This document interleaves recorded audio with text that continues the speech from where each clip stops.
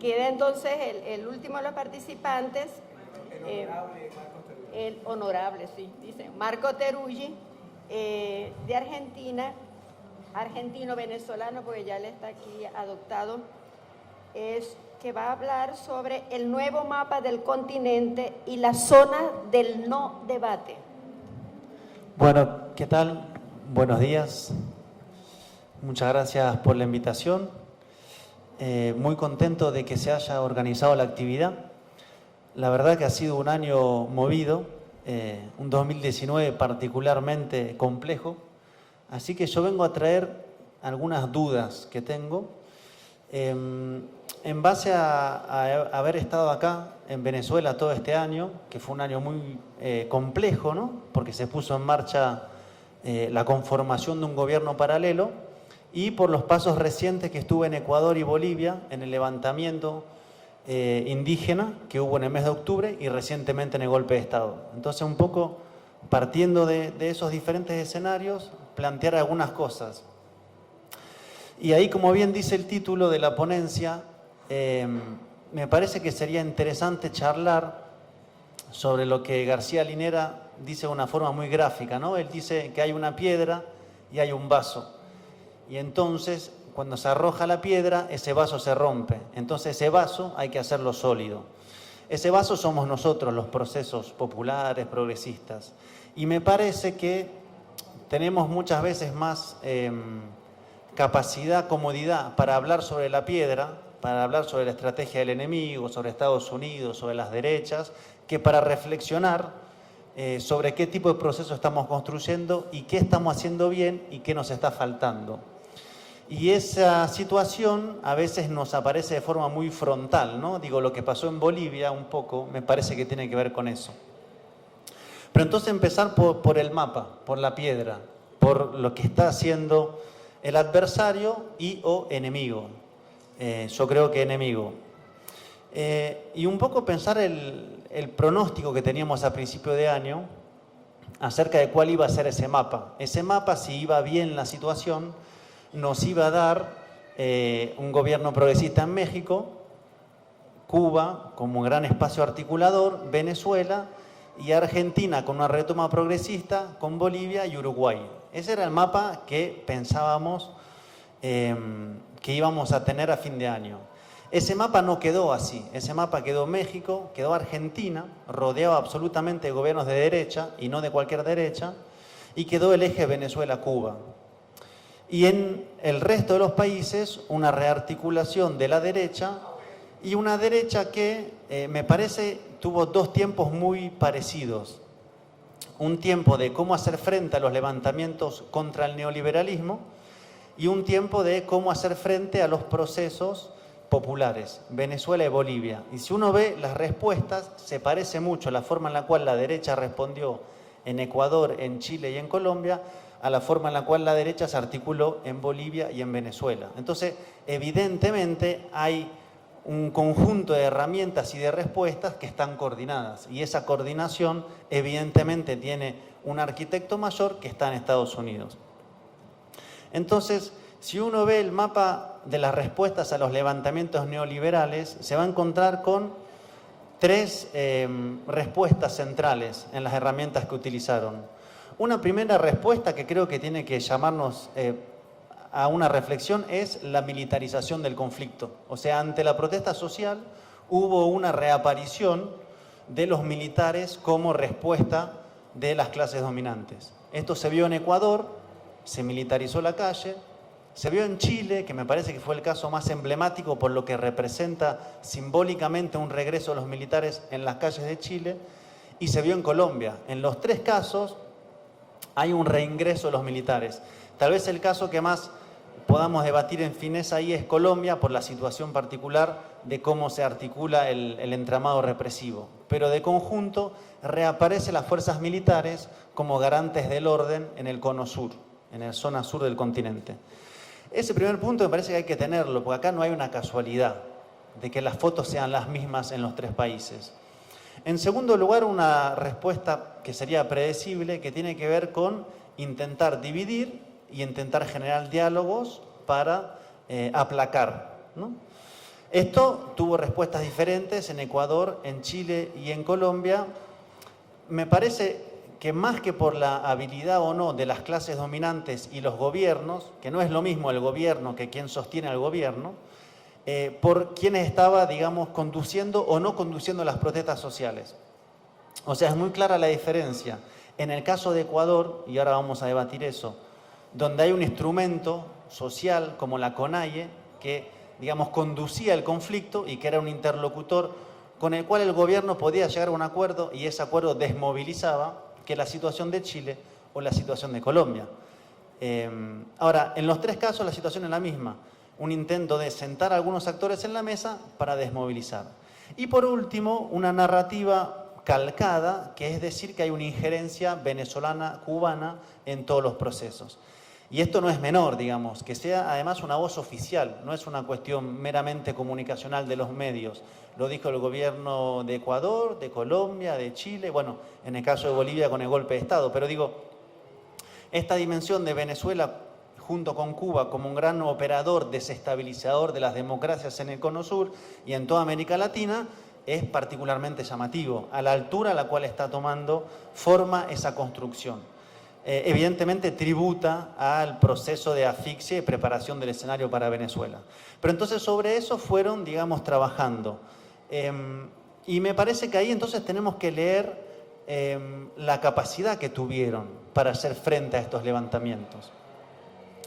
En segundo lugar, el eje Venezuela-Bolivia. Ahí también estamos hablando de los gobiernos, estamos hablando de las derechas, de la estrategia para hacer frente a los procesos populares. En el caso de Bolivia-Venezuela, la situación es calcada. Si uno sigue lo que dijo públicamente Guaidó, pensemos a Guaidó como un artefacto, o sea, no como un constructor de discurso propio, sino como una pieza necesaria en un proceso de golpe de Estado que se ensaya en Venezuela.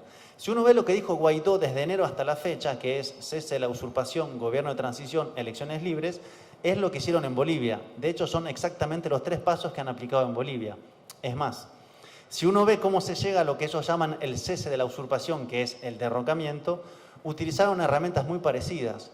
Por un lado, la construcción del fraude como punto de apoyo para una movilización, y sobre esa movilización la activación de grupos armados que se desplegaron, por ejemplo, con mucha fuerza en Santa Cruz y en Cochabamba. Y esos grupos armados estaban y están articulados con los grupos venezolanos. Es más, se vio gente venezolana conduciendo a estos sectores, por ejemplo, en la ciudad de Cochabamba. Entonces, hay una ingeniería que se puso en marcha y que es calcada a la venezolana. Y luego los 3 pasos eran predecibles, que es un derrocamiento, una disputa sobre el sentido de ese derrocamiento, es decir, es un golpe de Estado que se plantea como un retorno a la democracia, esto desde el principio, y que entonces plantea que quien va a asumir el cargo no viene a ser un proceso dictatorial sostenido, no sé, como pudo haber llegado Pinochet o la Junta en Argentina, o sea, vienen militares por tiempo indeterminado, sino que se presentan a sí mismos como gobiernos interinos que están por un plazo corto, y eso que es el gobierno de transición, para decirlo de forma como lo dicen ellos, es el proceso en el cual la persecución se agudiza, se reordena, se proscribe y se va a lo que llaman las elecciones, entre comillas, libres. Eso estaba, digamos, de manual, ¿no? ¿Qué es lo que en Venezuela no lograron hacer? ¿Y qué es lo que de alguna manera, digamos, siempre estuvo en juego a partir del momento en el cual Evo Morales tuvo que renunciar con García Linera, que es, bueno, ¿y qué sigue ahora? Digo, porque van a dar las elecciones. Entonces la gran pregunta, ¿y qué se hace ante eso? Y me parece que ahí vino un debate acerca de, bueno, primero, ¿estaba bien o no que Evo se fuera? Digo, debates que están dando vueltas. Y después, ¿estaba bien o no que se presenten elecciones? Esa es la segunda parte del debate. Pero antes de ir a eso, Estados Unidos. Si uno ve entonces que los principales gobiernos de derecha y los planes golpistas se articulan con variables, discursos, instrumentos exactamente iguales, evidentemente hay una coordinación mayor. Y me parece que acá se nombra a Estados Unidos, se nombra a Washington, pero estaría bueno, digamos, ir desglosando lo que es Estados Unidos en este momento, en los 2 niveles, en el nivel de la disputa internacional y en el nivel de lo que está pasando al interno. Digo, ni más ni menos que hoy, la Cámara está votando para que comience el juicio político contra Trump, que va a ir al Senado. Eso es el tiempo interno. Ese tiempo interno tiene una disputa en clave electoral 2020, tiene una disputa de la administración con lo que se denomina el Estado profundo o la construcción de una estrategia como imperio que tiene una hoja de ruta y que puede entrar o no en contradicción con la administración, y eso de conjunto está impactando al interior de Estados Unidos y en los diferentes conflictos que están habiendo. Esos diferentes conflictos que están habiendo están marcados por lo que se habló varias veces sobre la reconfiguración geopolítica mundial, es decir, la configuración de un mundo multipolar en disputa, donde evidentemente hay actores que han ocupado un espacio que no va a volver para atrás, que esos actores ocupan lugares diferentes, o sea, no es lo mismo la disputa estratégica que tiene Estados Unidos con China que lo que está pasando en la disputa con Rusia, que se traduce, por ejemplo, en Medio Oriente. No es el mismo tiempo y tampoco está calibrado en la misma dimensión por parte de Estados Unidos. Y si uno ve, por ejemplo, el tiempo norteamericano para con China, va a encontrar tanto el conflicto en el entramado de la guerra económica o de la disputa económica, la disputa por la tecnología y la conformación de un escenario en la puerta que es Hong Kong, ¿no? Todo eso forma parte de la disputa con China, que es el enemigo estratégico del imperialismo norteamericano. Y terrenos de disputas globales como son Medio Oriente. Si uno recorre los últimos 2 meses en Medio Oriente, se va a dar cuenta que hubo procesos similares en el Líbano, en Irak y un intento en Irán. Es decir, en la gran disputa de Medio Oriente hay un intento de reiniciativa del eje Estados Unidos, Israel, Arabia Saudita, que está haciendo frente a un eje que tiene con su lógica de alianzas a Rusia, a Siria y a Turquía operando. ¿Qué quiere decir con esto? Que eso juega en América Latina. La pregunta es hasta qué punto juega sí y hasta qué punto le plantea urgencias a Estados Unidos. Es decir, hay una lectura predominante que es, como Estados Unidos está en retroceso, como no está logrando cerrar los conflictos en Medio Oriente, como no está logrando disciplinar a China y como Rusia sigue ampliando su capacidad de jugar en escenarios que deberían ser norteamericanos, entiéndase también Venezuela, entonces Estados Unidos necesita reforzar el continente. Y ese reforzar el continente se combina con el hecho de que en el continente la presencia rusa y China ha ido en aumento. Eso les genera a su vez más urgencia. Entonces ahí hay una clave como de una paradoja norteamericana, que es la siguiente: cuanto más agreden, más los países agredidos se acercan al eje de Rusia y China. Y cuanto más se acercan al eje de Rusia y China, más les genera urgencia a Estados Unidos por resolver el problema.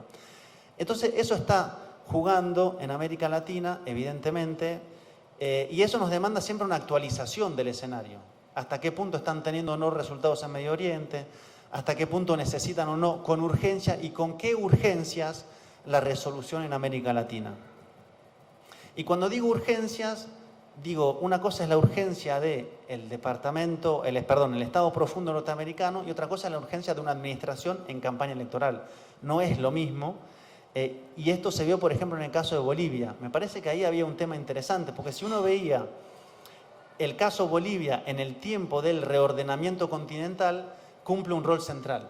Si uno veía el tiempo Bolivia en la campaña electoral de Trump, es un rol secundario. De hecho, ayer Trump le escribe una carta a Pelosi por el tema del juicio y no nombra el caso de Bolivia, cuando nombra todos sus éxitos en política internacional. Bolivia no es un factor de campaña, pero sí es un factor del reordenamiento del Estado y su estrategia para América Latina. Entonces, eso es lo que estamos enfrentando y evidentemente eso no va a disminuir y también lo que hemos visto es que algunas cosas que no parecían posibles para nuestro continente sí se materializaron. Creo que el caso de Venezuela evidentemente es la expresión de eso y acá estamos enfrentando las claves más avanzadas. Me parece que el paso de haber conformado un gobierno paralelo con la figura de Guaidó, me parece que para el tiempo continental fue una ruptura. Si uno lo ve en términos de Medio Oriente, es una reproducción de una clave de guerra que ya se aplicó. Pero para acá, haber desconocido a un gobierno, haber nombrado a un presidente de esta manera y a partir de ahí comenzar desde un robo de una empresa petrolera a un asedio diplomático de esta naturaleza, me parece que genera un quiebre. Entonces, tal vez nos está costando anticipar hasta dónde van a llegar. Tal vez nos está costando ver que efectivamente están dispuestos a hacer eso, como están dispuestos a hacer un regreso de los militares en Chile. ¿no? Y pienso esto para Venezuela, para Cuba, para Argentina, para México. O sea, ¿qué estamos enfrentando y qué tiempo y qué urgencias son las que tiene la administración, la disputa electoral y el Estado profundo, que son 3? Esa es la piedra, eso es lo que se nos viene encima, eso es lo que estamos enfrentando, eso es lo que estamos intentando dilucidar y dar respuesta. Ahora, el tema es el vaso. O sea, si sabemos que eso se nos viene encima, ¿en qué situación estamos nosotros? Y me parece que ahí a mí se me abren 2 cuestiones. Primero, debatir algunos puntos y segundo, preguntar por, bueno, ¿y cuándo y cómo y para qué debatimos lo que debatimos, ¿no? Entonces vamos por lo primero, los puntos. Me parece que vamos a hacer Ecuador, Bolivia, Venezuela. En el caso de Ecuador, digo, está bien, hay un gobierno neoliberal que traicionó, que aplica un paquetazo del Fondo Monetario, que se realineó, que deconstruye la UNASUR. O sea, dentro de eso forma parte de lo que estaba más o menos claro que iba a ser una vez que se alineó. La pregunta es, ¿y cómo se le hace frente? Y la segunda pregunta es, ¿qué pasa cuando aparece un levantamiento popular y el principal sujeto organizado, que es la CONAIE, está absolutamente divorciado de la principal alternativa política, que es Revolución Ciudadana? ¿Y por qué pasó lo que pasó? Digo, yo no sé si es acá que hay que debatirlo, no sé en dónde, pero me parece que está bueno ponerlo sobre la mesa, porque si no, después llegamos a un tema que, bueno, la CONAIE traicionó, la CONAIE se entregó, la CONAIE está persiguiendo a Correa. Bueno, pero ¿qué pasó ahí? ¿Por qué llegamos a la situación tal a la que eso sea de esa manera? Entonces, evidentemente es un proceso que tiene varios años. Evidentemente la CONAIE es una organización compleja, que tiene a su vez en su interior recambios generacionales, que tiene un recorrido no exento de problemas, pero a su vez también el gobierno que encabezaba Correa tuvo una serie de no políticas o políticas desacertadas para con el movimiento indígena. Eso genera un cuadro crítico, porque la alternativa política está siendo descabezada en vivo y en directo, digo, desde Correa a Pavón, a toda la dirección de la Revolución Ciudadana, y el sujeto principal en las calles está teniendo primero también que enfrentar la persecución, viendo si construye su alternativa, pero también lógicas de integrarse a un gobierno de derecha. Eso nos da un cuadro bastante complejo, digo, para pensar lo que se viene. Entonces, ahí tenemos un primer gran nivel de debate, y tiene que ver con el debate sobre lo que fue el proceso de la Revolución Ciudadana. Y esto no tiene que ver con pasar cuentas o no pasar cuentas, tiene que ver con darle una vuelta de rosca más al debate para entender el escenario que enfrentamos y entender por qué, por ejemplo, la CONAIE sí hace una negociación con Lenín Moreno, porque no tiene alternativa propia, porque su alternativa no va a ser la Revolución Ciudadana. ¿Por qué pasa eso? Eso me parece que son cosas que hay que debatir. Segundo tema, Bolivia. Digo, yo llegué 2 semanas antes, me quedé 2 semanas después. Si el golpe de Estado estaba fabricado, prefigurado y las piezas ya dispuestas desde antes, entonces nos costó verlo. Digo, hubo compañeros que sí lo anunciaron, digo, concretamente Hugo Moldis lo venía diciendo, pero nos agarró y en 3 semanas, día por día, derrocó al gobierno de Evo Morales. Entonces ahí evidentemente uno se pregunta, bueno, ¿y cómo fue la resistencia ante la ofensiva golpista? ¿Por qué se termina cayendo? ¿Y qué escenario queda después? Me parece que ahí está la clave, porque si no uno puede decir, bueno, lo que yo estoy en desacuerdo, Evo Morales se fue, se debería haber quedado como una cuestión principista. Ah, está bien, pero con principio no vamos a construir el escenario. Y después, bueno, los movimientos se sentaron y acordaron la pacificación, traicionaron. Ajá, pero ¿cuál es la posibilidad? Entonces, uno primero empieza a ver que evidentemente el proceso tenía un desgaste natural, producto de los años de gobierno. Un problema grande generado a partir del referéndum del 2016. ¿Por qué digo esto? Porque en las calles de Bolivia, está bien, había un sector de la clase media absolutamente revanchista, absolutamente irreconciliable en términos de construcción de un proyecto conjunto y plural, pero había un sector de la sociedad que estaba convencida, primero, que se pasaron por encima el referéndum del 2016 y que el 20 de octubre hubo un fraude, ¿no? Y ahí tiene que ver con la batalla del sentido y la disputa del sentido. Entonces, ¿qué pasa con un sector importante de la sociedad que no son solo las clases medias resentidas y desplazadas, sino que es más amplio, como una base social universitaria de sectores populares, están convencidos que hubo fraude? Ahí tiene que haber la disputa por la narrativa. Evidentemente el golpe no se presenta como golpe. Nadie dice vamos a matar a los aymaras o a los quechuas, ¿no? Se construye, de hecho, Camacho aparece con la huipala, aparece un dirigente de la CSUCB con un poncho rojo al lado de Camacho. Digo, evidentemente hay una capacidad de la construcción narrativa de los que están al frente del golpe, pero parte sobre debilidades propias y sobre una situación donde, por ejemplo, uno va al Alto, que es un bastión de resistencia, donde está la Federación de Juntas Vecinales, y se encuentra con una Federación de Juntas Vecinales afín al proceso y otra federación opuesta al proceso, y la alcaldesa es de oposición. Entonces, eso, ¿en qué momento se lo debate? ¿Cómo se lo debate? ¿Para quién se lo debate? Pero claro, los últimos 4 días de la ofensiva del golpe, la verdad, la resistencia se fue deshaciendo. O sea, la Plaza Murillo, que era el bastión simbólico del poder político en Bolivia, la tomaron sin pelear. Entonces, claro, cuando después de eso la Central Obrera Boliviana le sugiere a Evo Morales que se vaya y los militares le sugieren que se vayan, el escenario es que te quedaste sin capacidad de hacer frente y tenés que irte. Y además, evidentemente, te están persiguiendo. La pregunta es, si esa fue la situación en la cual se dio el golpe, ¿cuál es tu capacidad de resistencia sabiendo que el gobierno de facto va a dar elecciones? Y ahí viene la cuestión. Porque si hay una movilización espontánea, ojo, que no, la movilización espontánea no es de conjunto para que regrese Evo Morales, sino que el eje que la unifica es contra el golpe y por la reivindicación de la identidad indígena plasmada en la huipala.